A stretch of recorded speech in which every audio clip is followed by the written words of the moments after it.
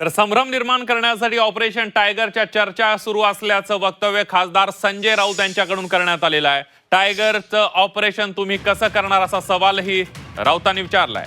राजकीय दृष्ट्या संपलेल्यांनी वाघाची भाषा करू नये असं नवनाथ बन यांनी राऊतांना प्रत्युत्तर दिलंय। आता आम्ही ऑपरेशन वुल्फ करू ना। म्हणजे नक्की काय ऑपरेशन वुल्फ होतं ना। टायगरचं ऑपरेशन कसं करणार तुम्ही मला सांगा। वाघ तुम्हाला हात लावू देईल काय? वाघाला तुम्हाला ती गुंगीत आणावं लागतं, ते लांबून इंजेक्शन वाघाला घाबरतात, लांबून एक इंजेक्शन मारावं लागतं गुंगीचं। मग तो वाघ आहे का, डोळे उघडलेत का वगैरे बघून मग जाऊन त्याला त्याचे पाय बांधावे लागतात। हे शक्य नाही आमच्याकडे। पण ते वाघ दुरावा ठेवून आहेत पक्षप्रमुखांपासून अजिबात नाही, अजिबात नाही। वाघ मोकळ्या जंगलामध्ये फिरताय। ऑपरेशन टायगर होणार नाही, ऑपरेशन उल्फ करू।